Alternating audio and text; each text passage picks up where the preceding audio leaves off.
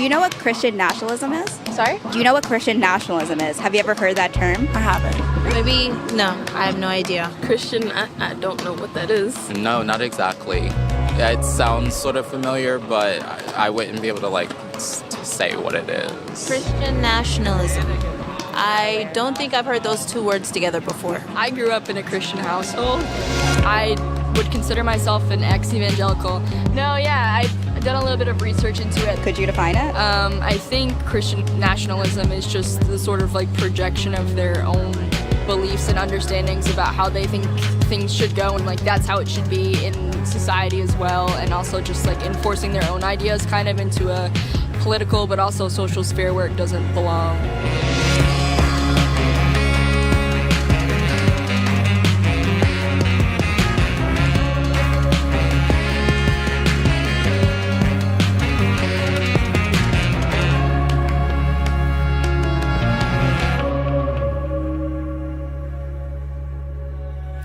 It's Notes from America. I'm Kai Wright. Welcome to the show.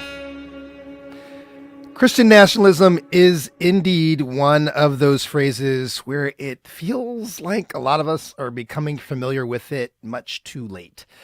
It's really only since the January 6th insurrection. That's when people who don't already study these things kind of took note, because there was so much seemingly out of place rhetoric about Christ during that violent attack on the Capitol building.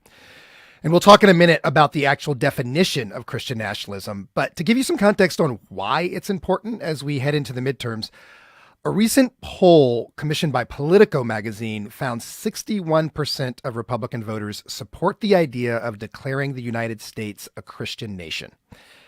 In the hotly contested governor's race in Pennsylvania, the Republican candidate, Doug Mastriano, has openly championed this idea. Florida Governor Ron DeSantis has been using rhetoric lately that's widely associated with the Christian nationalist movement. And of course, the always provocative Georgia Congressmember Marjorie Taylor Greene has even embraced the label itself.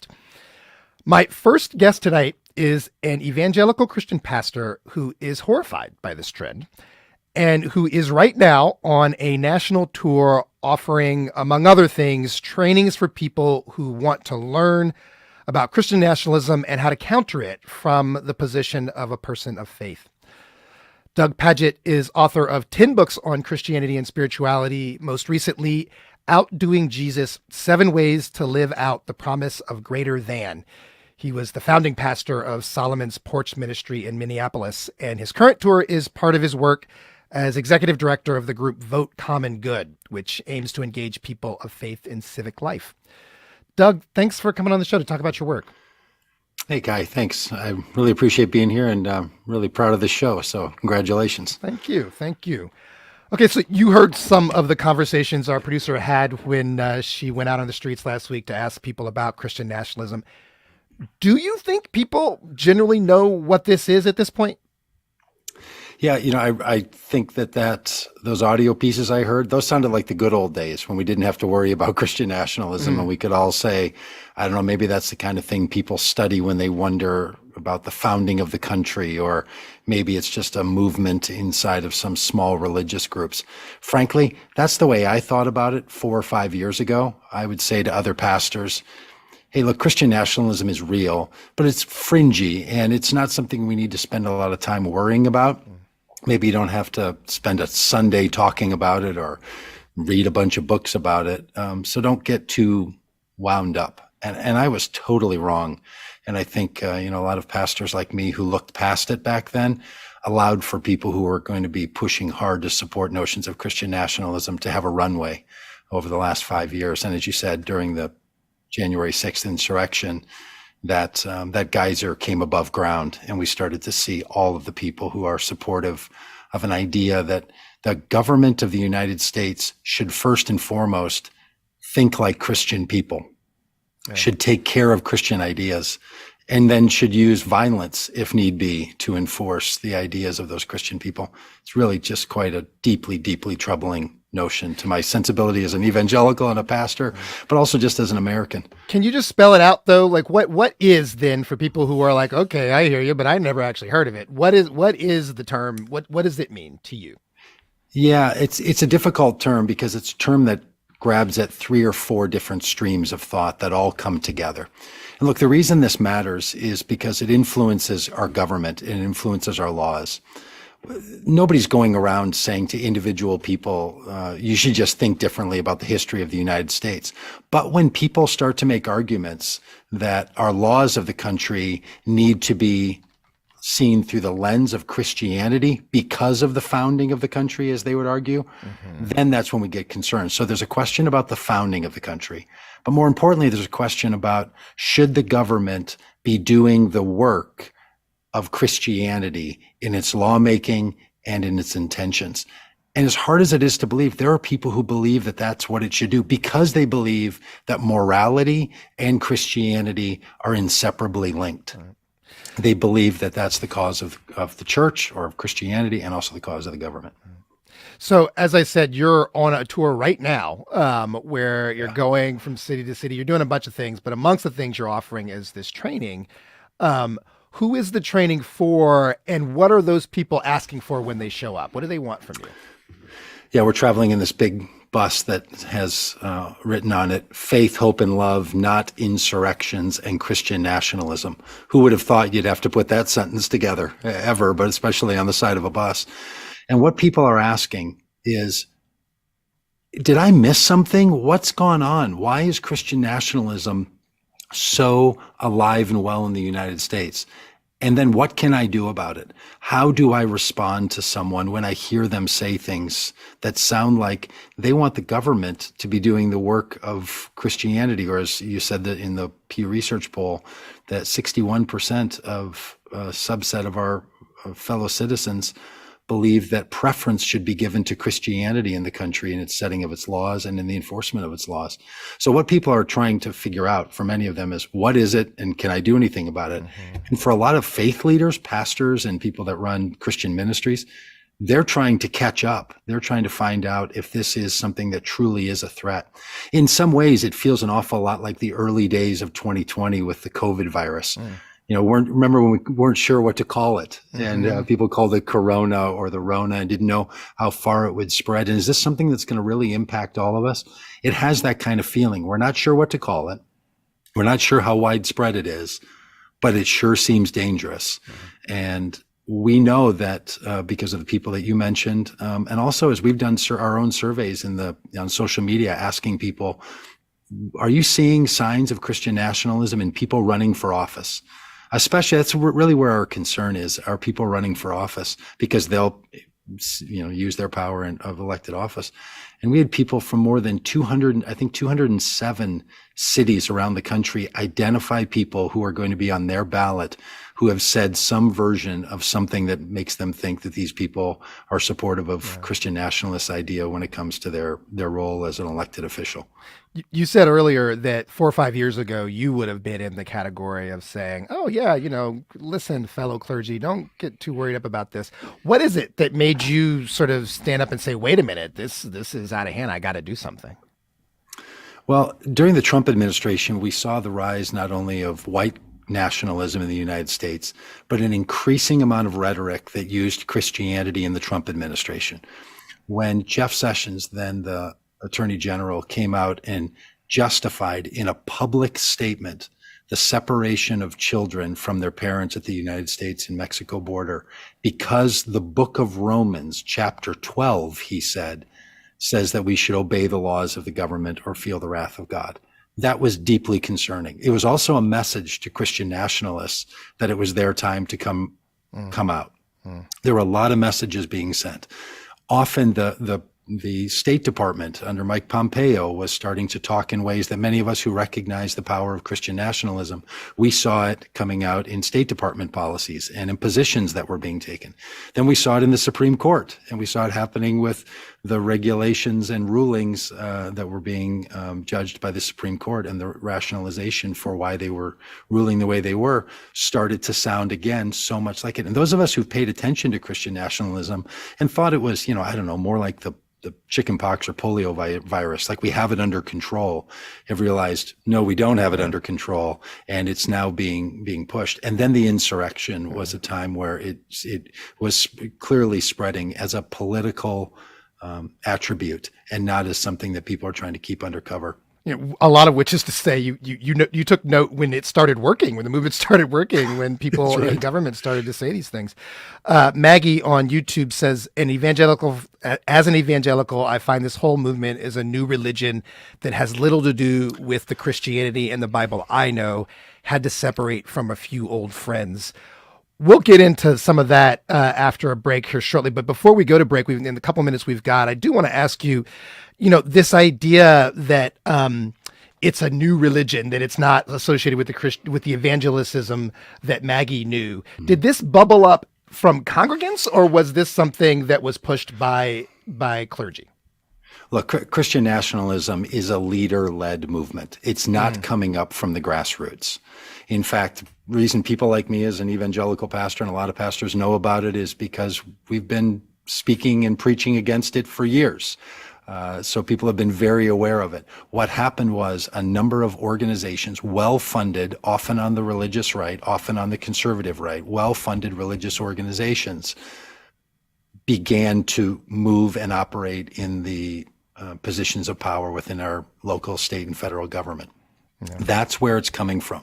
This is a very well-funded movement. Part of the reason we're out on the road is we're trying to raise awareness to people from those who study this, that this is not happening by accident. This isn't a general people movement popping up, which is why folks will often say, like, I don't even know what they're talking about. What are they getting at?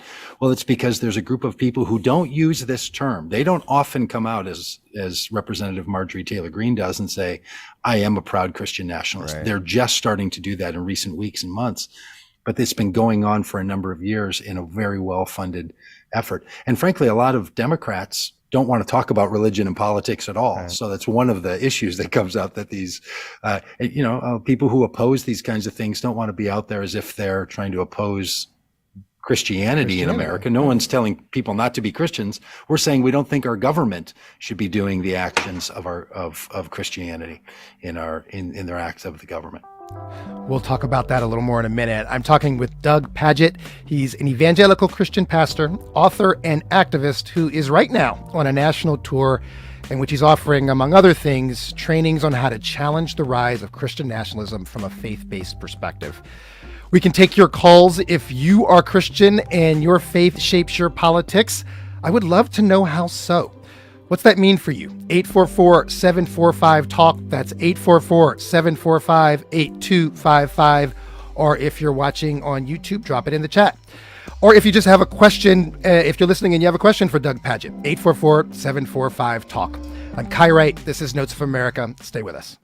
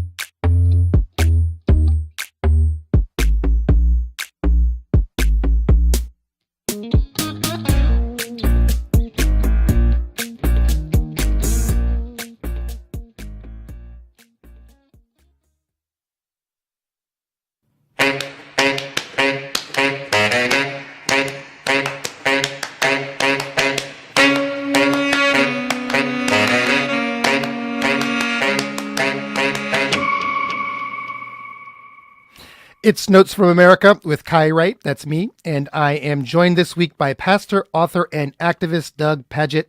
We are talking about the rise of Christian nationalism and how people of faith, and in particular Christians who do not think that movement reflects their faith, can speak up.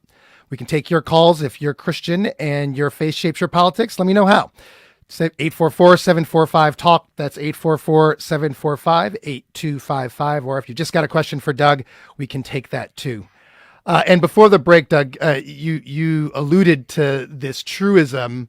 You alluded to the silence about this in some circles. And there's this truism, of course, that if you want to keep things civil, if you want to keep the peace, you don't talk politics, you don't talk religion. That it's frankly rude to do so. And I gather you think that's part of the problem. That's how Christian nationalism grew so large. Yeah, I do think that that's part of the problem. We've struggled in our country from its founding with the question of what's the role of religion in our civic life. You know, the early founders, as soon as they finished the Constitution and got onto the amendments, number one is trying to figure out what are we going to do about religion in our civic life. It's a really good conversation. We should work hard to have better ways to talk about this. I sort of lament that we think don't talk about religion and politics. It's like having no talk rules in a family or in a relationship. As soon as you tell people what you can't talk about, very little good is going to come from that. We would do much better if we could find positive ways to talk about it and positive ways to hear each other. Yeah. You know, I'm not one of those Christians who thinks that Christians are silenced in our society, but there's a lot of people who do think that. And so we have to talk about it. There's a lot of ways we talk about it, and we're not very well equipped in our society, in our churches or in our civic life, to deal with this issue that's a perennial issue in the American psyche. But related to that, let me ask you this. I mean, it's you're on the tour. You're talking to people of faith, everybody, but people of faith in particular, about how they can engage civic life better. What about people who listen to that and think the last thing we need is anybody bringing any more faith into their politics? Where do you fall on that? How do we process that? Yeah, I do think that that's a problem. I think we should work harder to not have the blending of faith and politics as deeply as we do. I come down on that side. We give a lot of preference in our society to faith leaders and a lot of preference to Christian faith leaders in particular. There's things we do. Some people don't know that, we have chaplains in the Senate and we have chaplains in our government that often come from a Christian religious perspective. Now, there's reasons for all that, but we should just know that that's dangerous territory to be in. And if we're going to be in those dangerous conversations and have those dangerous positions, then, we should figure out a way to be careful about it. And there's people who are very thoughtful about this. I'm not suggesting at all we need more faith in our politics. What I'm saying is we need more people in our politics, and we need people to be talking about all of the things that matter to them and finding new ways to move forward. Frankly, it hasn't gone well, our way of including people and what we'll talk about in our politics. Yeah. A lot of people feel like they want to talk about a lot of things that we can't really figure out how to talk about in our society. And we should be better at talking about all of them. But I'm not at all advocating that we should have more religion in our politics. I'm advocating that we find more ways to talk about these issues so that we have more people who feel comfortable participating in the civic life of this country. The United States is a very big and complicated place, and it's going to take all of us to have our voices be heard. I hear that. Well, let's hear some of those voices. Let's go to John in Massillon, Ohio. John, welcome to the show. Hi. I'm been a Christian since I was 13 years old, and I moved to Toledo, Ohio. Lived there for 25 years. And around the time the 2016 came in, and the whole Trump nationalism, American nationalism, came into the church, every time I would try to say, hey, look, we're losing focus. We need to be focusing on the gospel and the love of Christ, I would get shut out. My wife and I were essentially run out of this church. And we wound up moving down towards Canton, and we've had to church shop just to find people that aren't preaching, Christian nationalism. And was that, John, was that new? Did you feel like that was a change for you? Yeah, I mean, well, it was like, evangelical church tend to be conservative. My wife and I are very liberal. I mean, we stand on solid Christian doctrine, but we're not hateful. We don't, hate people because of who they are, what they do, what they love. Our goal is to share the gospel, and if somebody finds it attractive, then we can talk about it. Somebody asks my opinion, they're going to talk about it. But if you violated the basically Christian nationalism line, you were marginalized. Oh. And, I suddenly wasn't allowed to teach classes. And so we came down here and we had, I'm sorry, go ahead. I'm going to leave it there for you for a second, John, just because we've got a ton of callers and I want to give Doug a chance to respond to that. That you were nodding like that sounded very familiar to you, Doug. It's very familiar. It's part of the reason we're traveling and doing this work and getting out and inviting people to know that there's others who think about it as well. Not only is John's story true for people who attend church, it's also true for people who've been pastors in churches. We know many pastors who, as John put it, have been run out of their churches because they wouldn't go along with the Christian nationalism perspective. And again, this is not coming just from the congregants. This is coming from organizations who are spending their tax-free dollars that they raise to push for Christian nationalism. And it's easy to follow the money and it's easy to follow the pattern, but it also just has great impact on churches all over the country. Let's go to Maggie in Long Valley, New Jersey. Maggie, welcome to the show. Thank you for taking my call. I'm so glad that you're having this conversation tonight, because I think it's very similar to what the last caller said and what the overall conversation has been about tonight. I, too, have experienced that within my faith community. I was raised as a Roman Catholic in a parish that was very heavily rooted in community service and public service.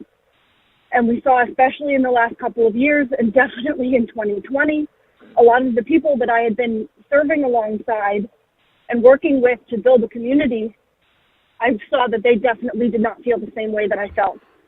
And our family, we felt like we were almost ostracized for our continued belief in building our community. And we lost our faith community because of it, because we weren't going to allow this kind of Christian nationalism to take root. At least we felt that way. And we lost our community. And now we're kind of hesitant to rejoin another faith community if we're just going to be met with another environment where people feel that way and they're not rooted in community service. So how would you recommend somebody to step back into it? Yeah. What do you think, Doug? My advice is continue to tell your story, because you will find other people nodding along when you tell your story. Maybe you're feeling that right now, that you're saying, I'm so glad we're talking about this. That's the feeling people have, is could we just talk about this so we can get out the truth and tell the truth about what's going on?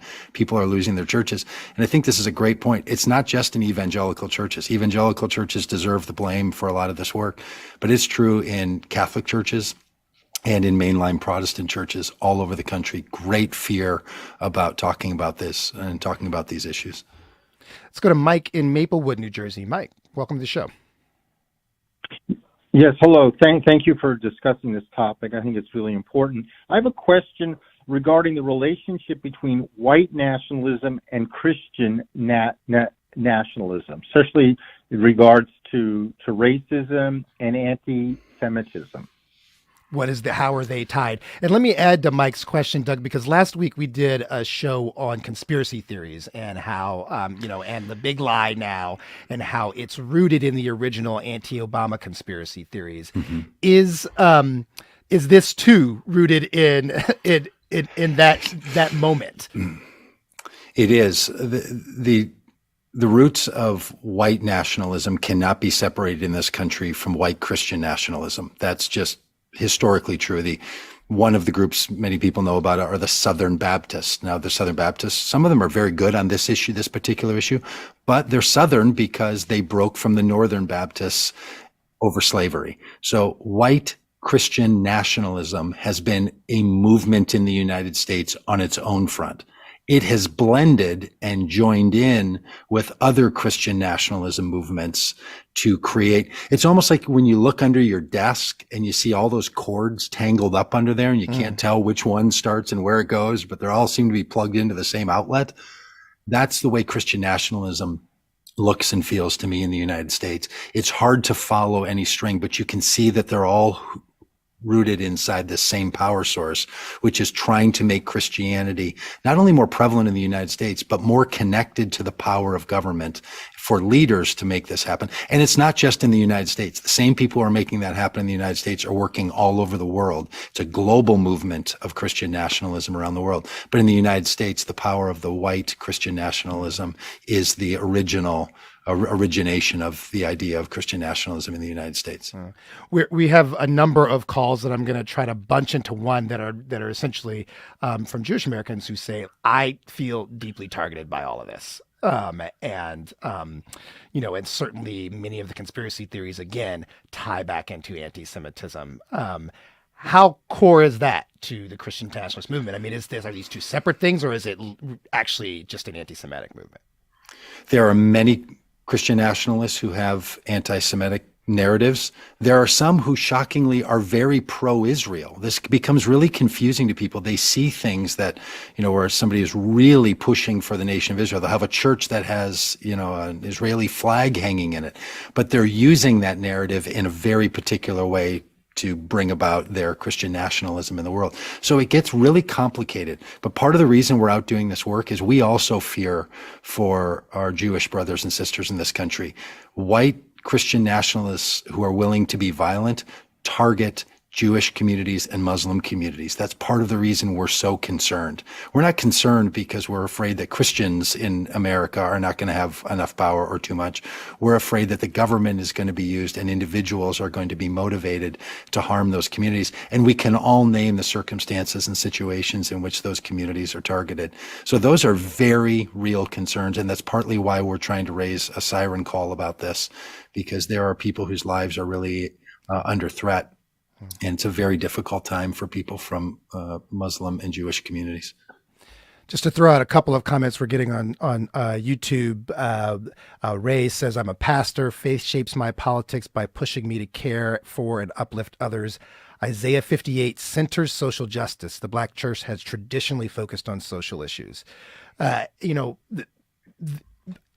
also grew up in the Black church, and this difficulty of figuring out how to talk about our faith within civic life without making our faith about other people. The Black church has many problems, don't get me wrong, but that wasn't one of them in my experience. I mean, and so maybe this is an obvious question, but how much is this a white conversation? Oh, it's very much rooted in white churches. And part of the reason, and some people are confused, they see Black churches talking about biblical narratives and then calling for justice in the world. And they say to themselves, well, that's all we're doing. We want to name a Bible passage and then tell the government to utilize that Bible passage for their motivation. One of the differences is that historically, these Black communities have not had the levers of power in our government. So they weren't asking for the government to make those dreams of God that they heard about in the scripture a reality. They were working in their church congregations and community life to make that a reality.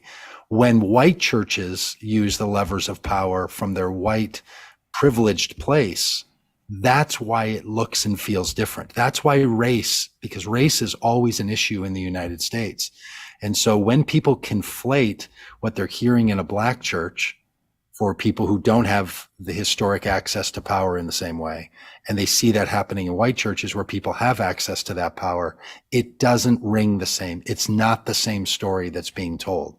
When people of positions of power want to baptize their power in religion and in Christianity is different than when someone turns to their faith for the solace and for the motivation to keep moving for goodness. Those are coming from really two different places and should be seen as two really distinct movements. I do want to, before we get too short on time, talk about solutions here, because that was the whole point. Is you're around the country trying to train people on how they can engage. I cited that statistic about 61% of Republican voters say that they would support declaring the United States a Christian nation. But is that a bit of a flattening stat? Are there distinctions to be made within that number and that help us think about solutions? There are. That's a really insightful question. When you ask people a second, third, and fourth question about what the implication of that would mean, they start to moderate and change their answer. When they say, Oh, well, then that would mean that other religions would have less of a voice. They say, oh, no, I don't want that. Well, that's what that would cause. And they think about it and they say, oh, yeah, okay, yeah, I guess you're right. Maybe we don't want it to be that. This is part of the problem where we have surveys of notions that people have in their minds that they haven't really thought about and talked about. But then these same groups and power movements of leaders take those notions and play on them. So what they're doing is utilizing this sense that people in America want America to be good. And that's why our group's called Vote Common Good. They want it to be good, and they think that good equals God, and they think God equals Christianity. So they say, yeah, I think we should be a good country, And then you say more to them, and they're like, yeah, but no, I don't mean that. And you start describing what white Christian nationalists actually think, and they pull away from that idea. So some education is necessary. What does that mean to like the number of callers and tweeters and YouTubers we've had who said, I was in a church, this thing happened, and I felt chased out? For that person in that moment, what does that mean? What should they take from what you just said in terms of what they should do? Very often, and I can't name everybody's story, but very often the stories I've heard, people will say, it wasn't exactly clear why I was being run out. Again, they can't talk about it. As soon as they bring it up, they're silenced. We heard that story earlier where someone said, pretty soon I wasn't put in a position of power. The most important thing we can do in a democracy is speak up. So if you're in a church or you're in a community or a group of friends, start naming these things and don't allow people to utilize the power of these notions without actually claiming them. So part of this is getting it out in the open. And then we have to get good at talking about it. And boy, there's a lot of people who don't know our history. And somebody will say, well, we just in a training we did the other day, someone said, well, I thought you had to say your oath of office with your hand on a Bible if you're an elected official. We had a whole conversation in the room about whether that's true or not. It's not true. No, it's not. I actually was about to ask. I'm not sure. So yeah. So there's some things that people don't know. You don't have to have any book of faith. My congressional representative Ilhan Omar used a Quran for her book. And then there's Christians who go around saying she's not actually a sworn in representative in the House of Representatives because she didn't use a Bible. So some of this is information. We do have to get that out. And then we also need to invite people to think differently about it. We can't just suppose that people are going to know more. Most of us don't really know our own history, and we certainly don't know our laws. And we don't want to have to feel like we're being lawyers about all of this. It's part of what's just exhausting about it. Like it feels like, boy, the last 5, 7, 10, 20 years have just been politically exhausting. And here we go again. We'll have to leave it there. Doug Pagitt is a pastor, activist, and author. He's executive director of the group Vote Common Good, which aims to engage people of faith in civic life. Doug, thanks for this time. Oh, thank you so much. And thanks to everyone who called. If we did not get to you, there were many of you, so we definitely didn't get to you all. You can now leave us a note directly on our website. Go to notesfromamerica.org and you'll see a button allowing you to record a voice note for us. Up next, people around the world are rallying in support of human rights in Iran. We'll hear from some Iranian Americans about that. That's next.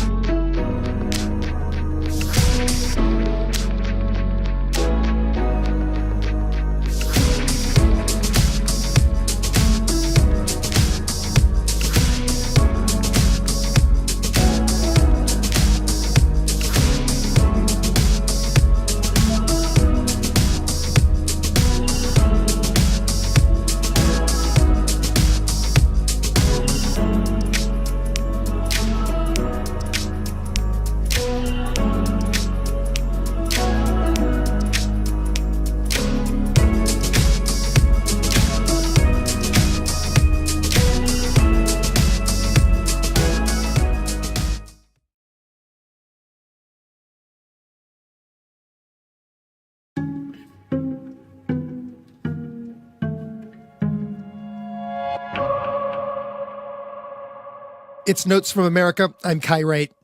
In September, a young woman in Iran named Mahsa Amini was killed by the Iranian government's morality police after she was detained because some of her hair was showing from under her hijab. Mahsa was 22 years old. Her death has triggered waves of protest, often met by violence from the government. One human rights group estimates the death toll has reached over 130 people. These protests, often led by women, have surged in size and scope. They are now happening all around the world and around the United States. With this moment affecting so many Iranian Americans, we wanted to make space to talk about what's happened, what's happening, and why it matters. To help me do that, I'm joined by our senior digital producer, Kusha Navidar. Kusha? Hey, Kai. So, Kusha, you were actually born in Iran, right? Yeah, I was born at the end of the Iran-Iraq War, and my family came to New York after. And, coming to America in a moment of crisis, there's trauma around that. So I've been thinking about what people are experiencing there and here. Right. And so what's coming up for you right now? The first thing I keep thinking when I watch is how can I be useful, which I think is a pretty universal feeling. Right. But then there's a question that comes up, one that I think is a little more specific. It's how do you meaningfully participate in a movement when you're so far away? A lot of Iranian Americans watching the protests right now are probably grappling with their own set of feelings, fears, frustrations as a result of that distance. So we're hoping this show can be a service. And so how are we doing that? So for the past week, we've invited Iranian Americans across the country to send our show voice memos responding to this question. How does it feel to witness the demonstrations in Iran from so far away? Kai, listen, we got a ton of responses to this. Yeah. They're still coming in. So I just want to dive right in. Here's one. Hi, I'm Layla, and I'm from Washington, D.C. So over the past 2 weeks, I've felt so many different emotions ranging from sadness to helplessness to fear to heartbreak to anger and rage. And now I'm just determined and quite hopeful, honestly. My dad experienced this with the first revolution in 1979. And so I just can't even imagine what, people's parents and grandparents, everything that they've been through. It's just really hard to watch and really hard to know everything that has been going on under this regime for the past 43 years. And as an Iranian living in America, I have so much gratitude and appreciation, but I also have this degree of guilt, being tied to this, but also being so far and being so safe in America, a place where I've never had to fight for my basic human rights. Something seems different this time. There's been protests in the past. There's been talks of another revolution, but something seems different this time. I've heard it from family there. There's something different in the eyes of the Iranian people that are fighting for their lives in Iran. And I have hope. I'm determined to not give up. I'm going to protests. I'm doing everything I can to spread awareness, using my platform. There is hope if we can keep this momentum alive. A lot to unpack there. We found someone to help us talk through these messages and put them into context.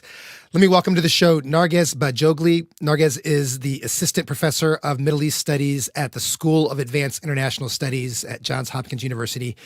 Narges, thanks for coming on the show. Thanks so much for having me. So, Narges, listening to that first voice message, I heard feelings of guilt, of this movement feeling different than before.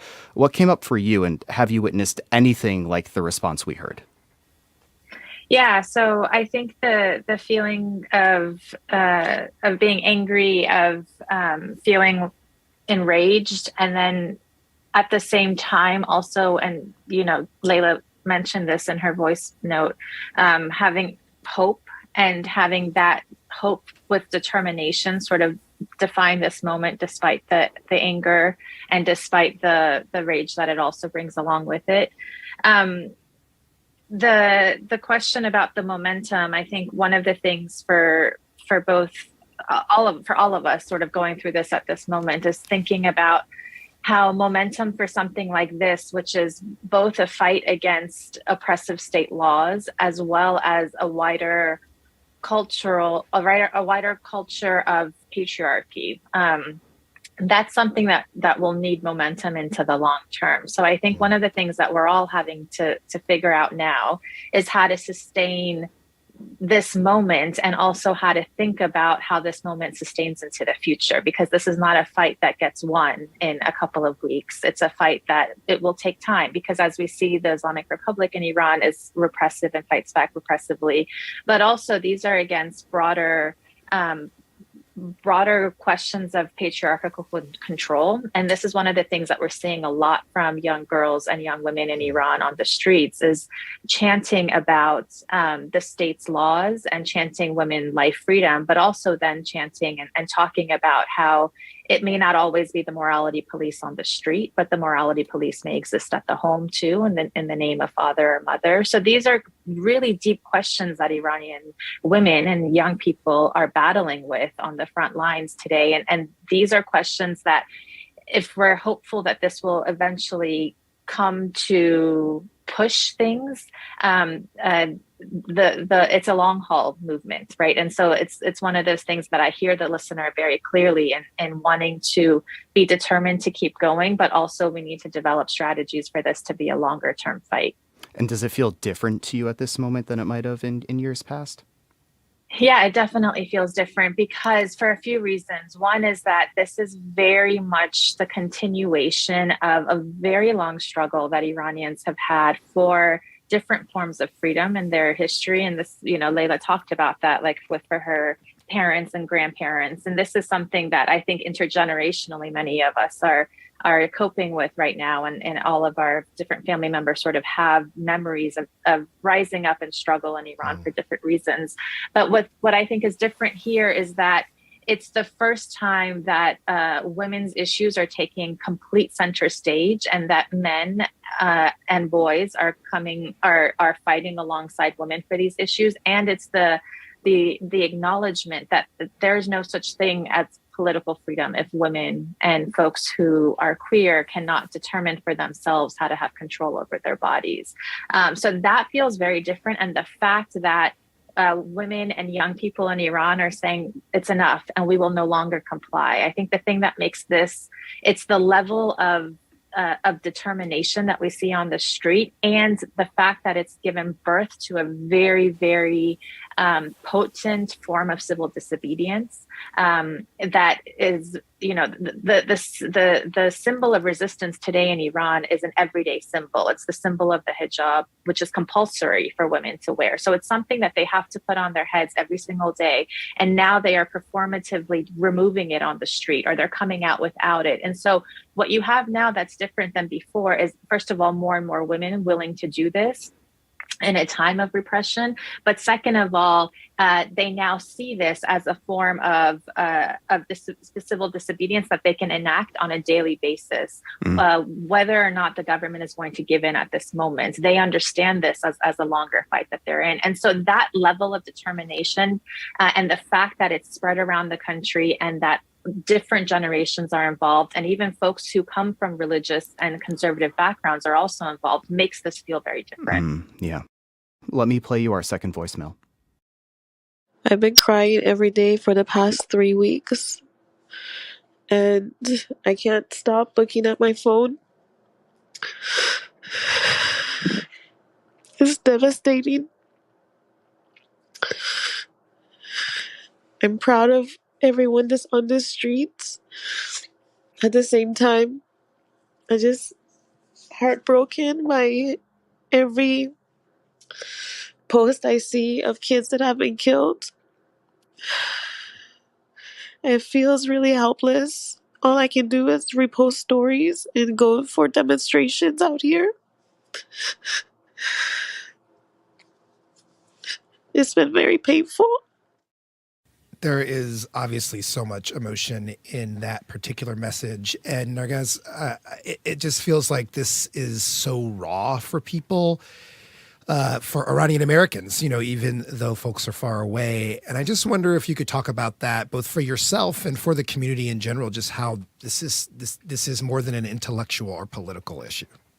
Totally. I mean, the violence that the state is using and on so many teenagers, there have been a lot of young teenagers that have been killed. That brings up so much emotion, as you just heard. And I think many of us can really empathize with those feelings that we heard. And it's the anger and it's raw emotion, and the fact that it's happening in some ways live on your screens, and you have your phone with you all the time. And it's like we've all entered into a vortex over the past 3 to 4 weeks. Like, I can't remember what time it is. I can't remember what day, these kinds of, these bursts of uprisings that we have in our world today that are so compressed over time, and that they are against forces that feel so incredibly powerful, and we can't figure out how we're going to get past them. Those bring up so many feelings of frustration, and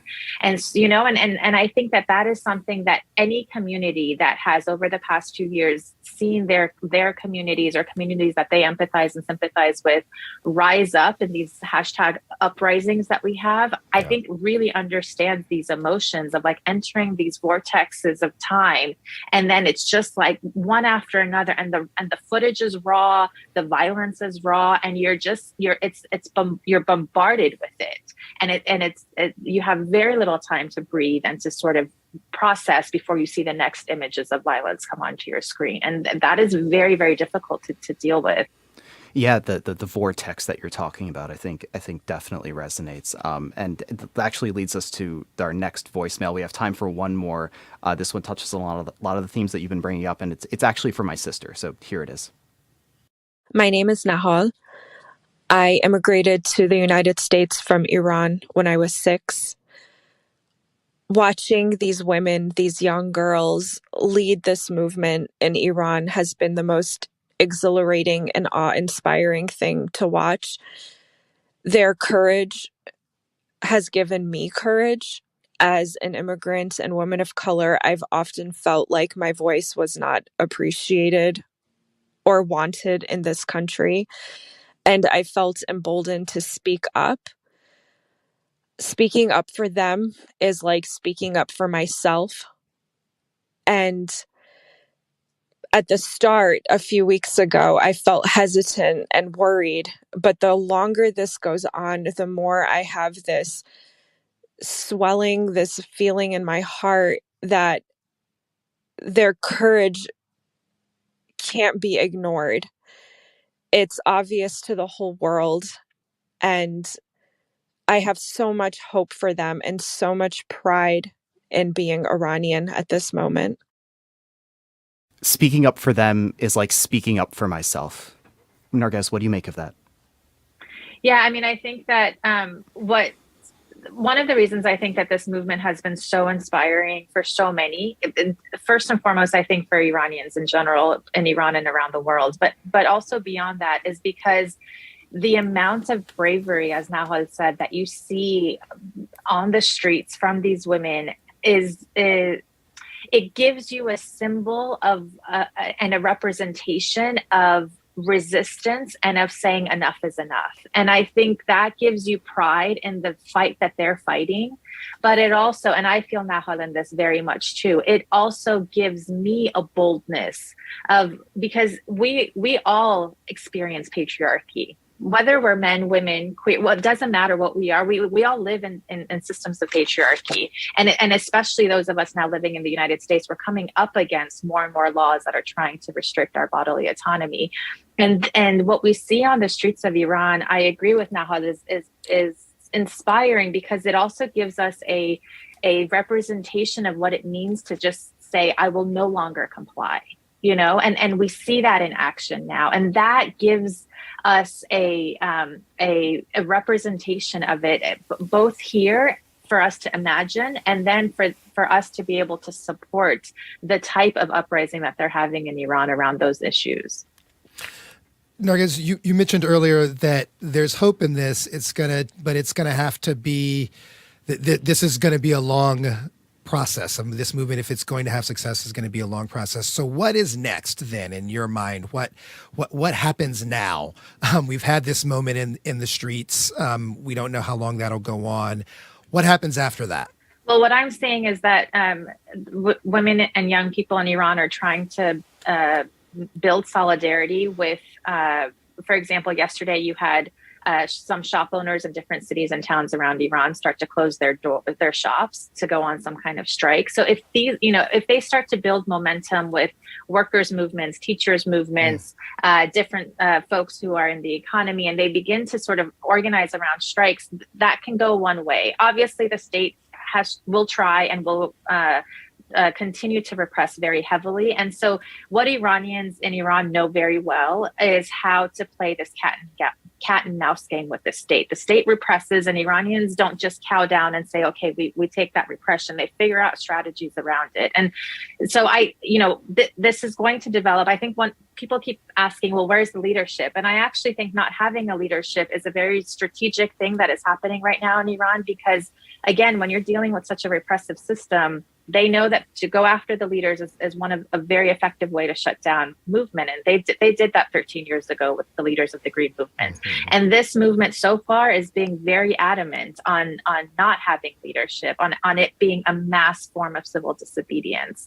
So where that will go, I think we'll wait and see. And we have to wait and see, because it's going to be in response to the dynamics that are on the ground. Mm-hmm. But just as the first speaker said, this time does feel very different, and especially the schoolgirls and the university students and the young people on the streets, they're refusing to be intimidated this time around. It seems. We'll have to stop it there. Narges Bajoghli is assistant professor of Middle East Studies at the School of Advanced International Studies at Johns Hopkins University. Narges, thank you so much. That was really wonderful. Yeah, thank you. Thanks for having me so much. And thank you for doing this show. It means a lot. Like Kusha said, we got more voicemails than we had to play, so we'll be posting them on our Instagram page. You can check them out at Notes with Kai. Special thanks to the Center for Iranian Diaspora Studies at San Francisco State University and Northwestern University's Iranian Students Association, who helped us collect these messages.